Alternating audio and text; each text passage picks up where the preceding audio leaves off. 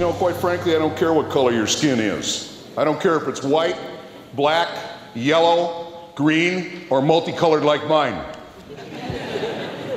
If you take my program and you boil it all the way down to the very bottom line, it's about love and acceptance of all people on the planet, regardless of race, color, creed, religion, religion, religion. We got a lot of religious killing going on. Been going on a long time. Since I started to speak these words out of my mouth, here's my life. I get death threats on the phone, death email. Can you imagine that, death email? Can you imagine the people on the end of the computer on the keyboard typing a death email? I'm gonna kill them. I just can't return. I said, I'm gonna travel the world to help people see each other differently from the inside out. I knew what I had to do. That was my wake-up call, to go forward, not to sit there and just be this thing called the scary guy.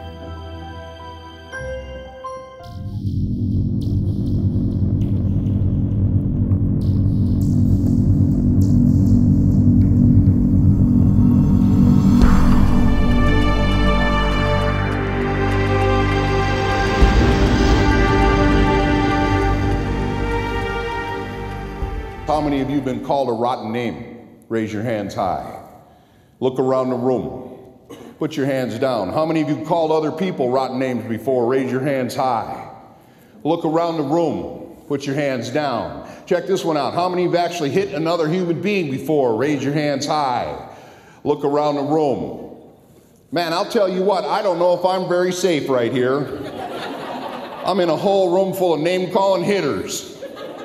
He can shock people into understanding how their assumptions about behavior, how language applies, and how judgment applies to everyday situations. And he shows people quickly how some of the assumptions that we make are wrong. I was a computer salesman. Do I look like one to you? I thought back when I was a computer salesman, it was always men or guys in my life. We'd gather in the break room, getting our cup of coffee, waiting for the boss to come in the room. When the boss came in the room in a real quiet, whispery, hushed tone so nobody heard what he said outside that door, he proceeded to tell me the most racist or sexist joke he heard from the day before. You know what I did? I laughed at every one of his jokes. I was afraid if I didn't laugh at his jokes, I might not be part of his team anymore. I even saw people get fired for not laughing. They didn't even know why. Behaviors are relatively easy to change. We can pass laws. We can do things that punish people for things they do wrong. Attitudes are very hard to change. And I think one of the great magic things about Scary is he can change attitudes pretty much in a few moments of time, in a few words, in a few sentences. He can have a tremendous impact.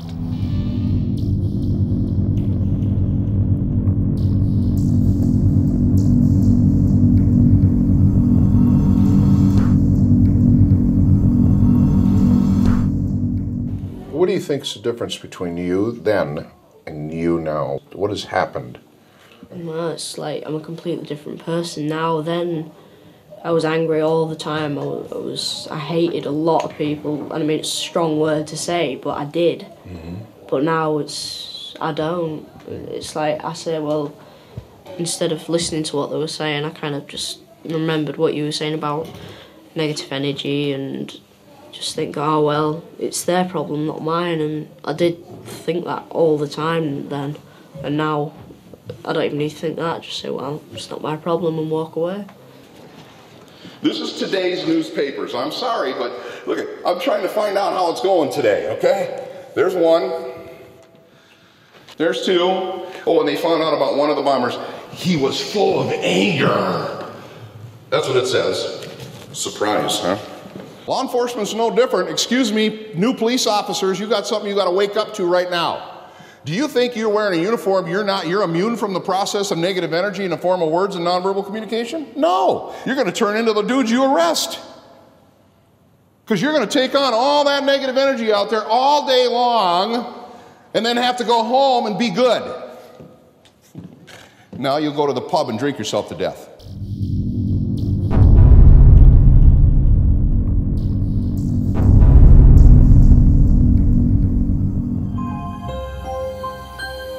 That's the hardest part for people being around me. This isn't about me and the way I look. It's about what are they going to find out about who they are.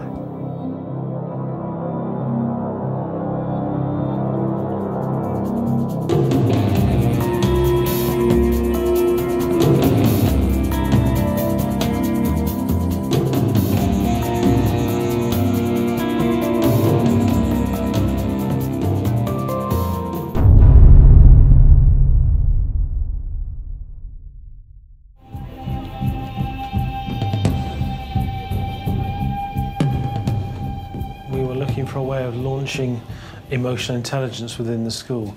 Pindar School has had a difficult past. It was the lowest performing school in the region. Behaviour was quite challenging amongst the students. And what we felt we needed to do was first to get control of behaviour, and we did that. But what we want to give to the students is self-control. So we wanted a way of launching the whole idea. Well, I or my colleagues could stand up in assembly and explain what a good idea it is to the students to take control of their emotions, but we didn't think that would really cut it. So what we did is we came across Scary Guy, we saw a flyer, we went on his website, and whilst he looked very intimidating, we thought he might be worth the risk.